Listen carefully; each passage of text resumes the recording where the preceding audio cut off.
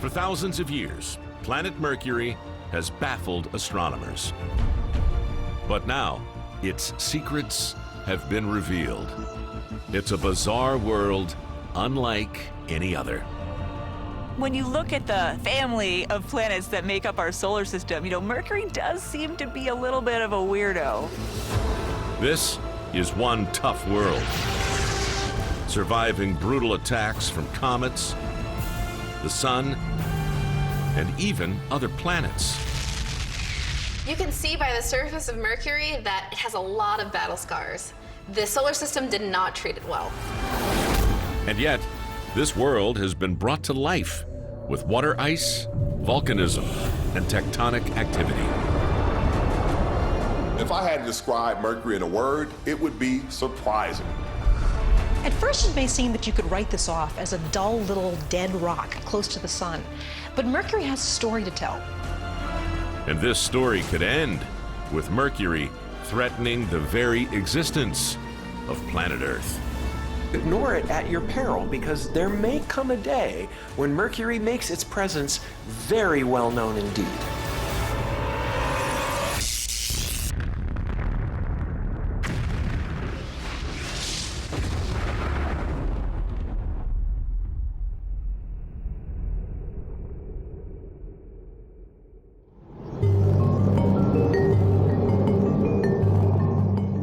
In 2015, the Messenger spacecraft completes its final orbit around planet Mercury.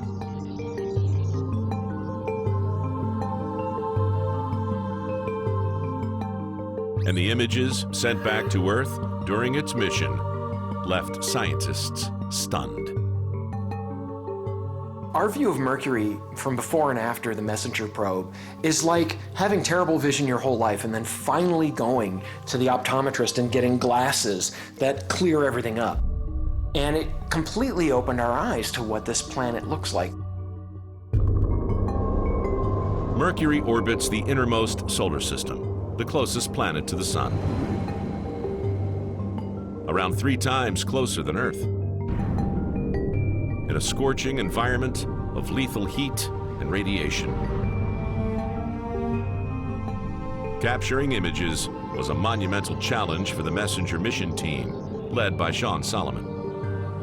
Mercury has been among the most difficult planets in the solar system to study.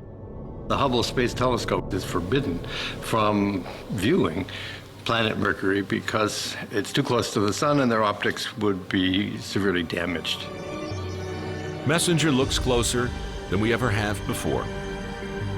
It reveals a strange world, just 5% the mass of the Earth. Closer in size to our moon. At first glance, Mercury and Earth, they're nothing alike, right? They're both made of rocks. That's about it. They're both orbiting the same sun. But when you start looking a little bit closer at Mercury, you start seeing some really surprising similarities to Earth. When scientists look at Mercury, they spot something that shouldn't be there. Mercury has water on it, which if you were to make a long list of all the discoveries about Mercury, I think water would be right at the top of what? What? Seriously? If you thought in advance of the last place in the world to find water, you'd think of Mercury because it's so close to the sun. It gets even stranger. The water exists in the form of ice.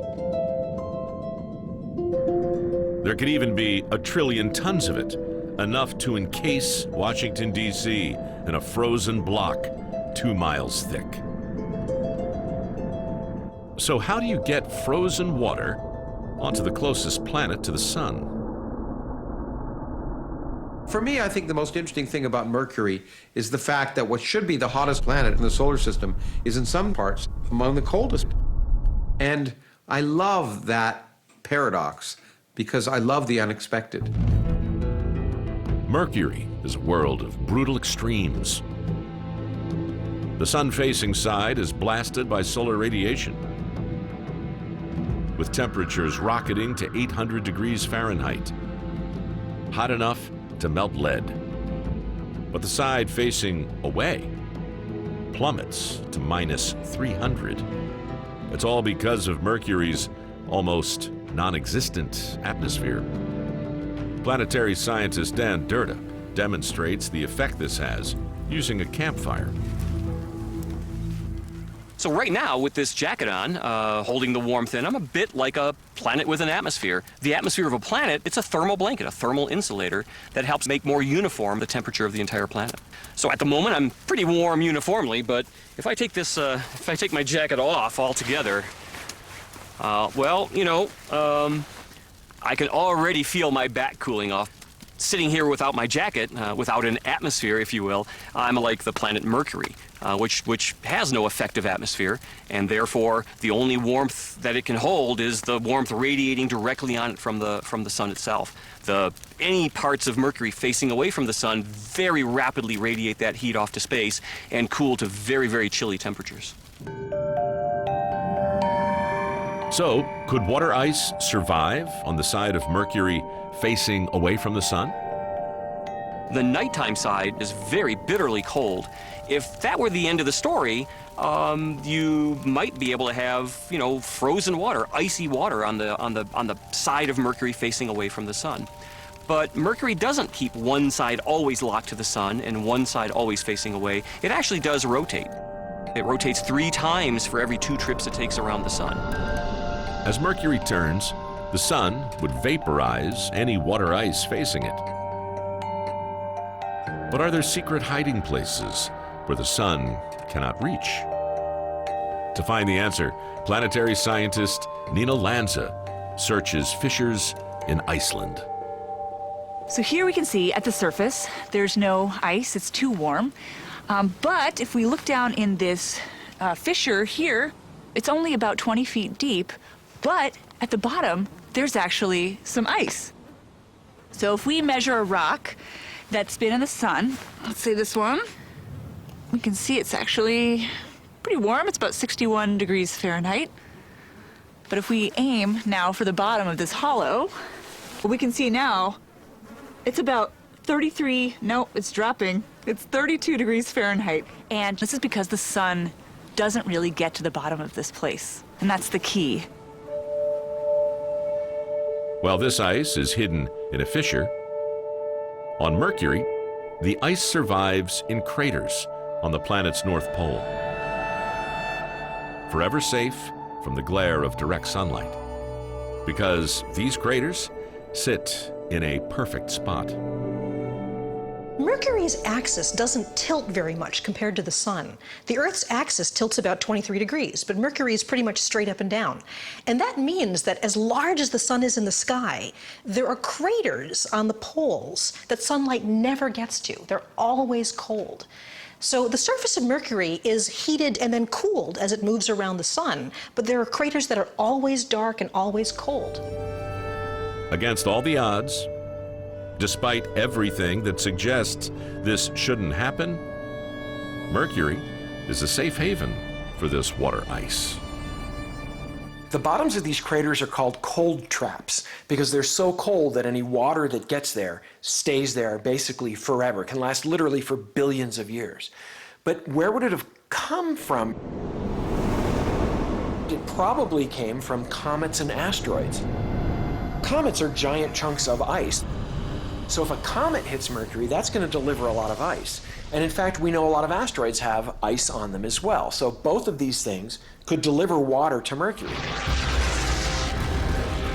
Comets and asteroids brought water ice to the innermost planets of the solar system. This same water delivery system gave Earth the elements needed for life. And though Mercury has pockets of frozen water, the planet can never use it to develop living organisms. What Mercury is really showing us is that you can start with the same basic building blocks for planets, right? You can have essentially the same materials, but end up with very different environments. Compared to the other planets, Mercury ended up as the runt of the litter. But there's evidence this wasn't always the case. Could this little world have once been much, much bigger?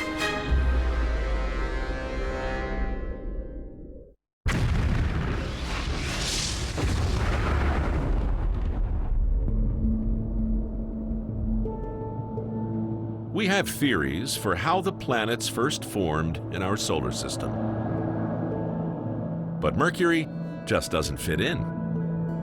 When you look at the family of planets that make up our solar system, Mercury does seem to be a little bit of a weirdo. On Earth, we have a relatively small core and a thick mantle and a thin crust.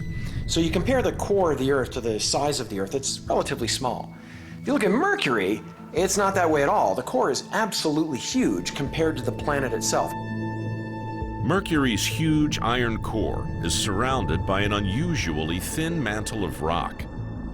It just looks odd. It's funny, you don't expect to get a core that large in a planet that small. It's almost as if Mercury lost some of its mantle somewhere. I mean, maybe it left it behind the couch. Who knows? But it's gone now. But how can this material just vanish? Mercury could be the way it is now because it started as a much larger planet, and then something happened to strip away the top layer of it. And the only way we know how to do that on a planetary scale is with planetary impacts. Picture the early solar system, when Mercury is still forming. It's completely different from the little world we know now. Up to 4 times more massive, twice the mass of Mars. But it orbits in a shooting gallery. Impacts are inevitable. And before long, an object the size of our moon smashes into Mercury in a giant impact event. This is apocalyptic. This is the sweatiest nightmare you can have. You're resurfacing an entire planet. The energies are vast. One of these giant impacts probably would have remelted it all the way through. What's going to remain after it's done is completely different than what started in the first place. It's hard to overstate just how impactful these events are. Huge chunks of Mercury's mantle are flung into space. The result? 2/3 of its mass are now made up by its core. But where did the rest of it go?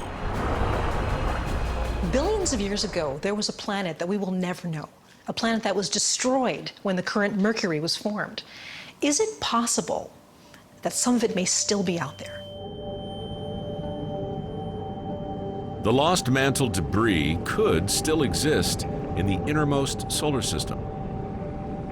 Scientists call these hypothetical objects volcanoids.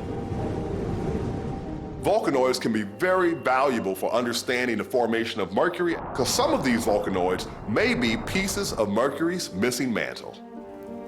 But in order to survive, these volcanoids would have to orbit on a gravitational tightrope.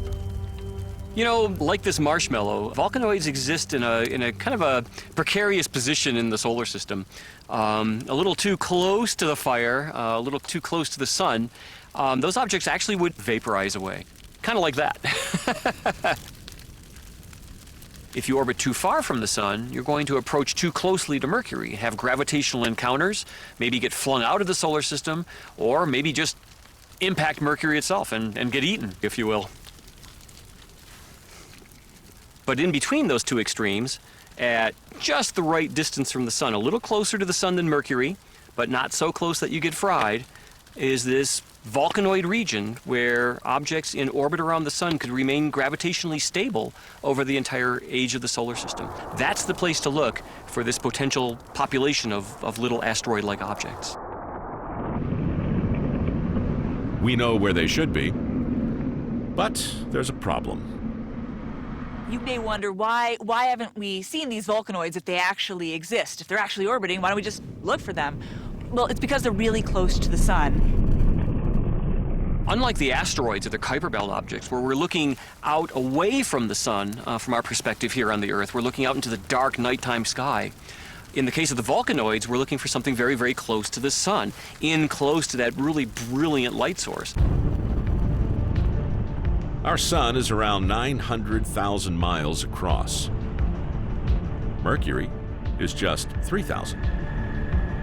When our telescopes see Mercury passing in front of the sun, it's little more than a pinprick. With volcanoids, we're searching for something thousands of times smaller than Mercury.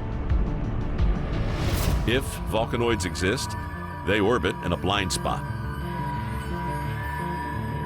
But scientists will keep searching for them, because they could be the last surviving remnants of Mercury's lost mantle.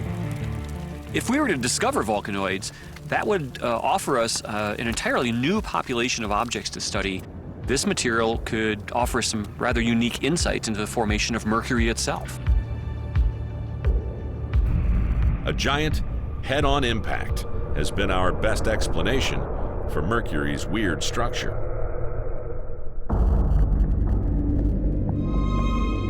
But now, there's a startling new theory for Mercury's missing mantle. It was stolen, but who is the thief?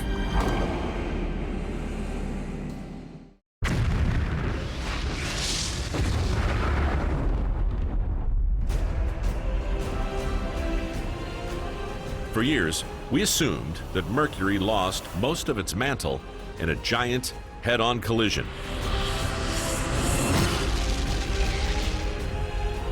But the Messenger spacecraft turned everything on its head. One of the exciting things that we've learned about Mercury recently by sending probes to study its surface is that its surface is littered with material that we didn't think should be there, things that we'd call volatiles. The volatiles are chemical elements like potassium. They're called volatile because they evaporate easily in high temperatures. Just the sorts of temperatures generated by a giant impact. If I had to describe Mercury in a word, it would be surprising. The idea was that a smaller object ran into Mercury and knocked off material. Well, that actually would work to make it lose material, but it would also generate a lot of heat. And because of that, the volatile materials on Mercury would also have been lost. But today we see that they're still there. So it meant that most of the basic scenarios that had been laid out for how Mercury was assembled had been disproven. We had to go back to the drawing board and rethink how Mercury was assembled and how Mercury evolved.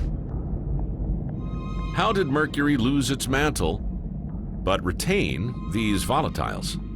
Mercury is like a detective case. We have the body, we have some clues, but we really have to piece it together. Planetary scientist Eric Asborg tackles this giant riddle. The original idea was that Mercury was hit by something smaller than itself. But whatever process made Mercury somehow preserved all these volatiles that should have vaporized and gone. Eric has a bold alternative: a hit-and-run collision. In the hit-and-run collision idea, you actually have Mercury hitting something bigger than itself without losing all of its volatiles. Hitting something bigger may sound even worse, but it all depends on how you hit it. In the early solar system, there were a lot of players. And just like a hockey match, things got brutal. You would have had planetesimals growing through collisions. The bigger objects would have dominated because not only are they running into smaller objects, they're drawing them to themselves gravitationally. And two objects will sweep up most of the matter. Those two objects became Venus and Earth. Earth and Venus are the enforcers of the inner solar system, wiping out most of the competition. Little Mercury is one of the last players left, and it could have a face-off with Earth. Mercury is the little guy in this thing. And this hockey puck is our volatiles. The little guy comes in at a high speed and has a head-on collision with the big guy. It is catastrophic. But suppose now, instead of hitting him in a head-on collision, he hits him in a glancing blow.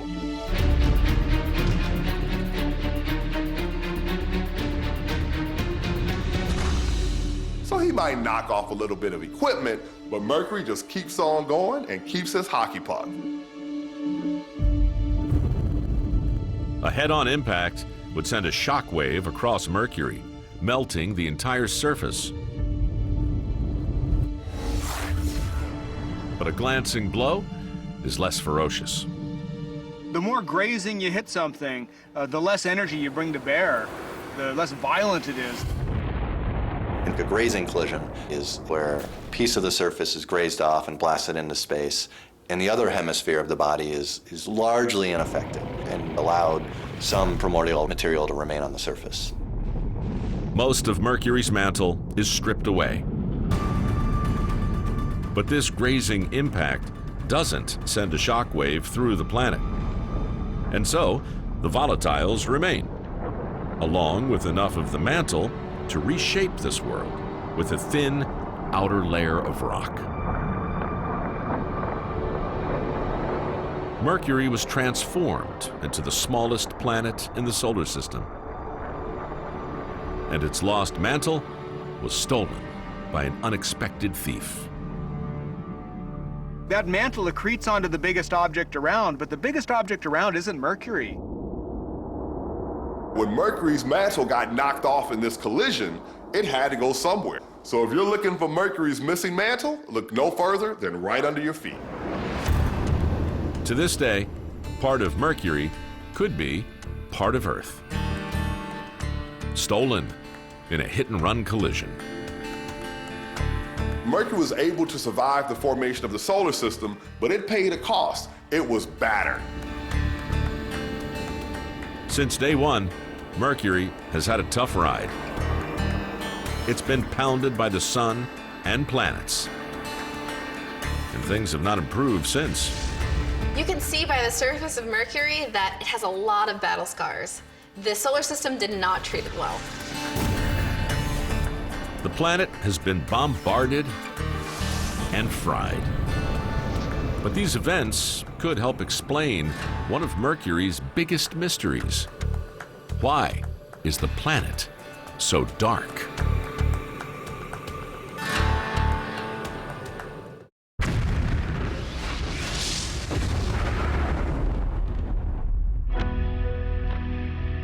The solar system is full of beautiful, colorful planets. But Mercury is different. Its dark gray surface baffles scientists. One of the most intriguing things is how dark the surface of Mercury is. A big mystery in the solar system is why. Why is Mercury like that? The rocky inner planets all formed in the same region of the solar system from similar materials. And yet, Mercury is darker than all of them. Some of the darkest surfaces here on Earth are lava fields.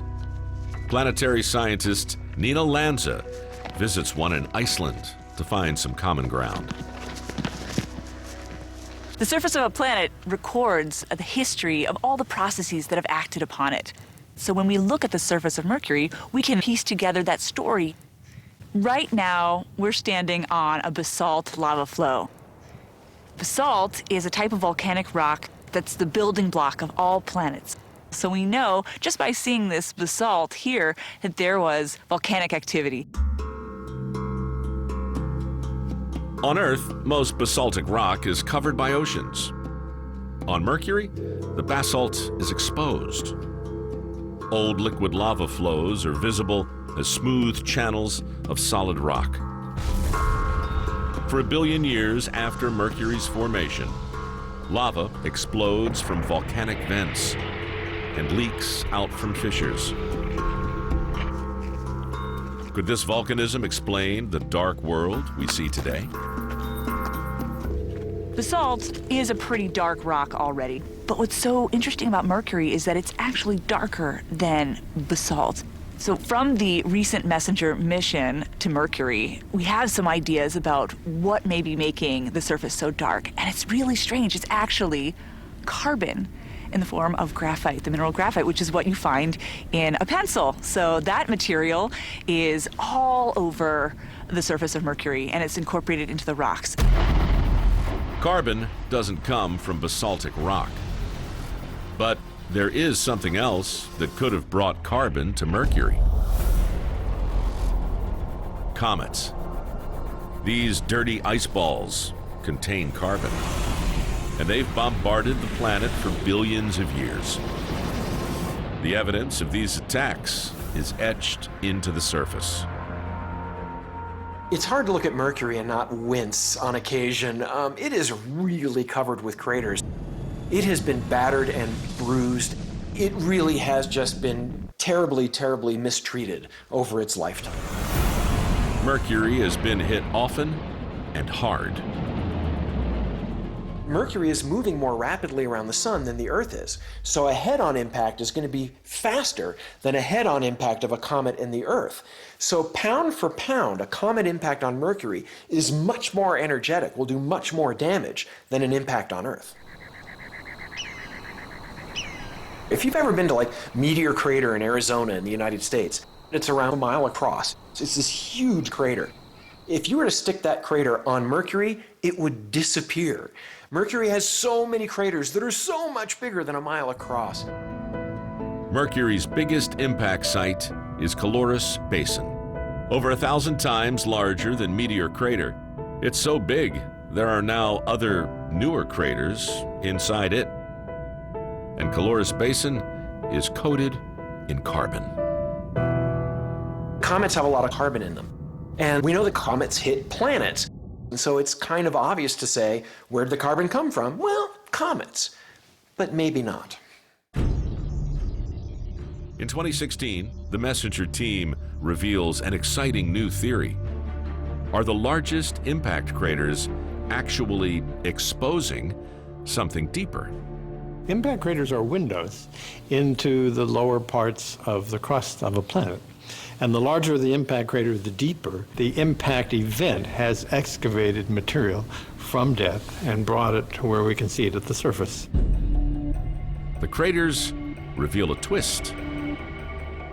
The carbon that makes Mercury so dark had been there all along, as part of the material that first formed the planet.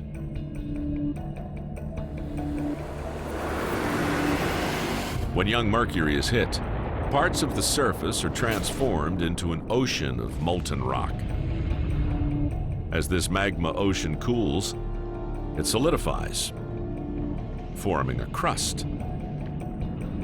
And sitting on top of this crust, graphite, the crystallized form of carbon. Carbon-containing minerals like graphite would end up near the surface of Mercury at the top of that magma ocean because those minerals are a lot less dense than the conventional rocky minerals that contain a lot of iron and nickel. Those are more dense. They tend to sink to the center of the planet. Those lighter elements like graphite would tend to float to the top. But volcanism covers the planet in new basalt lava flows, coming from deep below the surface where the carbon didn't sink. And this lava buries Mercury's ancient crust. Over time, that carbon is covered up by subsequent lava flows. But there was this layer of carbon waiting underneath the surface of Mercury. And as objects hit Mercury and gouged out holes in the surface, it exposed this hidden, darker layer underneath.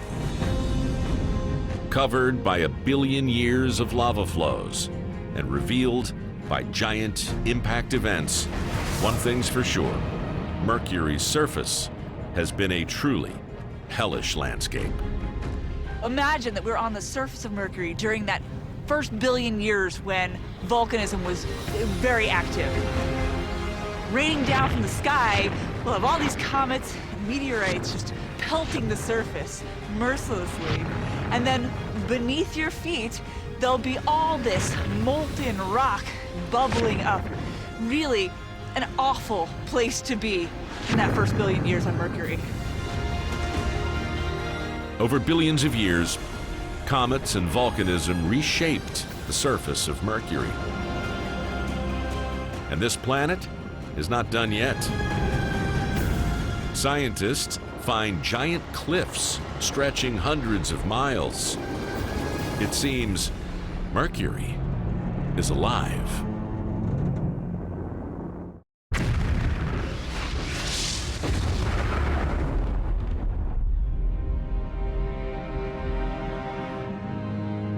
Mercury. A small, dark world covered in craters and ancient lava flows. But scientists find something else on the surface. Towering cliffs around 2 miles high, known as fault scarps. If you were walking along one of these scarps on the surface of Mercury, there would be this giant cliff face that would go on for miles and miles, well over the horizon. So you would be walking next to an almost endless cliff. The largest fault scarp is Enterprise Rupees. At over 600 miles long, it would span the width of Texas. We see fault scarps on Earth. Evidence of tectonic activity. Planetary scientist Janie Radaba visits a scarp in Death Valley to demonstrate. This long straight line of shadows behind me formed because Death Valley is still spreading apart, and the material on the right has dropped down from the material on the left and left a really sharp fault scarp. The fault scarp you see behind me and the ones that we see on Mercury are formed by tectonic forces. And this just means that there are forces inside of the planets, and those forces cause breaks in the crust.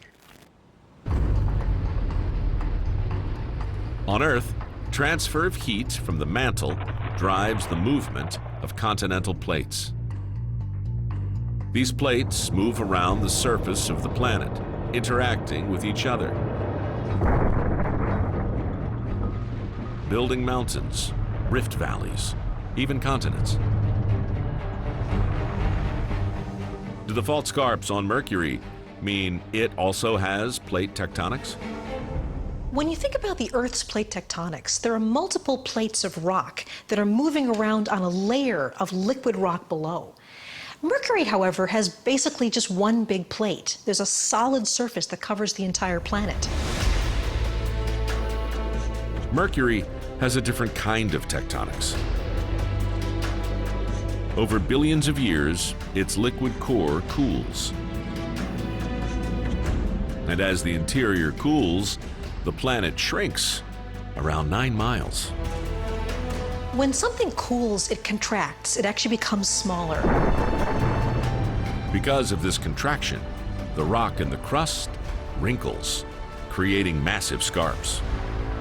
You can imagine if you take a balloon and cover it in mud and let the mud dry, and then you let a little bit of air out of the balloon, what's going to happen? Well, that mud's going to try to contract as well, but it can't, and so it'll crack and snap like that, and you'll get these thrust faults, these scarps. But for Mercury, the story doesn't end there. We understand that the large fault scarps on Mercury formed a long time ago when the planet was cooling and the crust was shrinking and buckling. But more recently, Messenger has come very close to Mercury and has found really small fault scarps. Unlike the giant mile-high scarps, these small ones are less than 200 feet in length. What does this mean? These are small scarps. And the thing is, if those were really old, impacts would have erased them. And so these should be long gone off the surface. So that means that they're recent, they're new. Right now, Mercury has the record of being the smallest official planet in the solar system. But is it possible the smallest planet is still shrinking? Throughout its life, Mercury has been bombarded. Impacts have cratered the large, old fault scarps. The small scarps should be covered in impact scars as well. But they're pristine, which means that they're young. And that means Mercury is still shrinking. Mercury is actually still tectonically active. So the Earth is no longer the only tectonically active planet in the solar system. We've seen that Mercury has a surprising history. The thing is, the planet itself is still cooling, still contracting, even after all of these billions of years after it formed. That's amazing. At first, it may seem that you could write this off as a dull little dead rock close to the sun. But Mercury has a story to tell. A story that continues to this day, despite everything the planet has gone through. Mercury's had it pretty rough. It's had a tough time over the history of the solar system. It has been tossed around by planets. It has been impacted by gigantic asteroids and comets. It is shrinking. It's bombarded by solar radiation. That would tick anybody off. And it's entirely possible that in the future, Mercury will get its revenge. Mercury could have a final trick up its sleeve, one that threatens our very existence.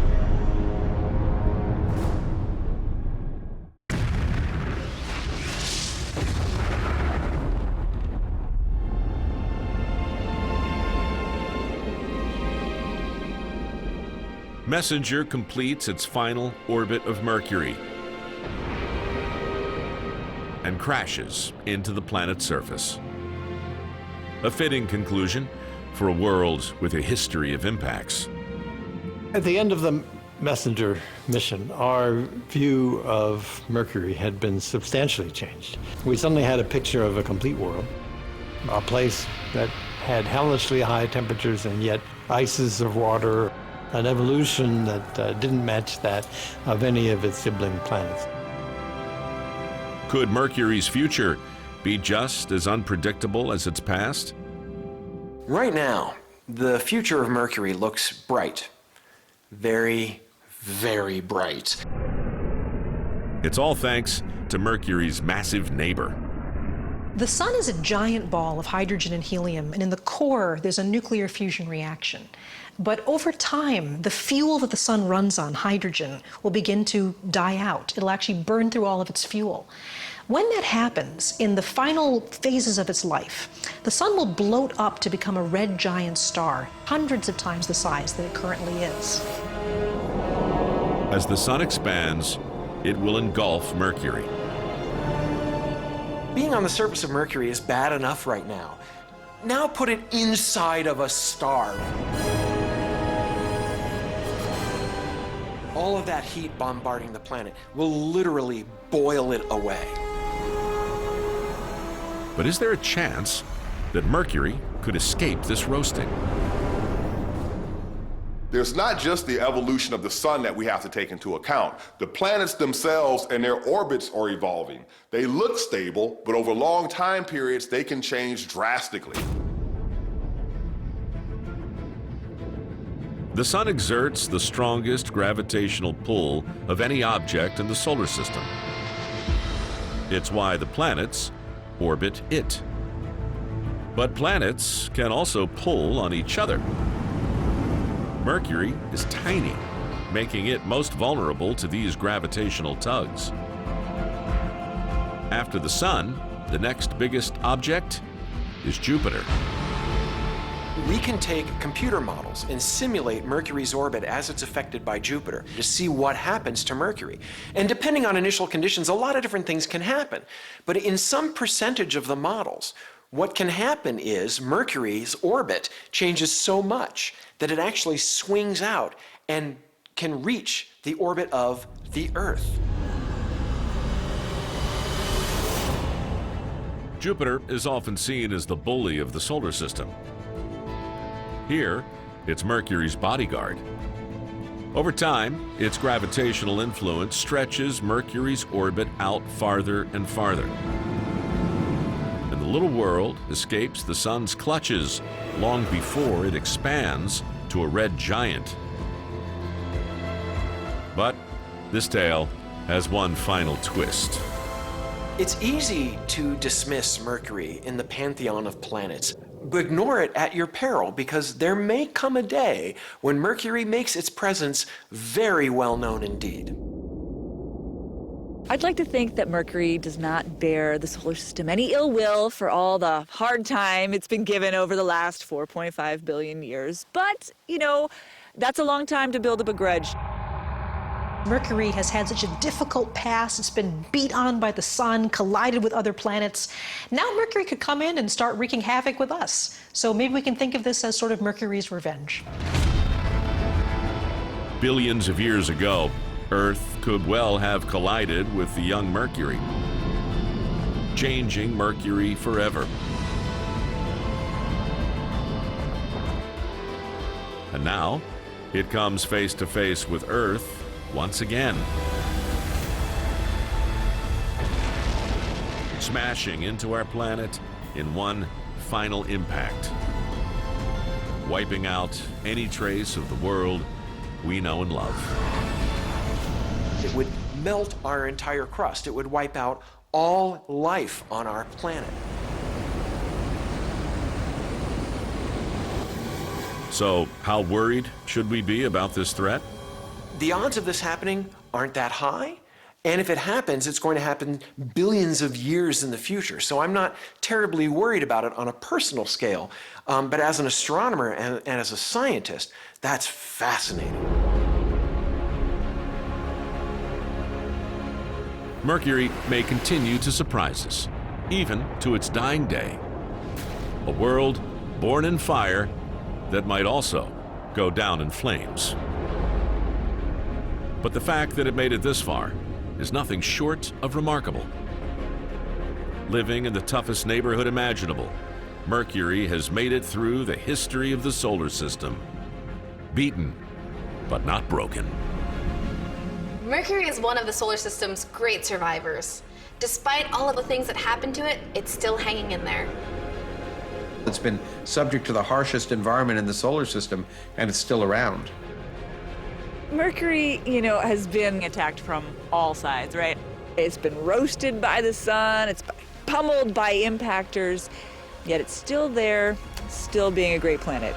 This plucky little survivor who's still orbiting despite everything it's gone through.